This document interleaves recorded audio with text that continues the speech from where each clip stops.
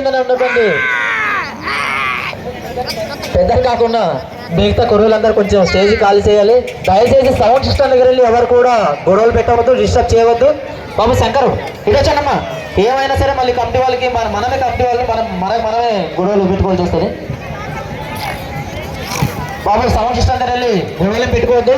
దయచేసి అందరూ సహకరించాలి.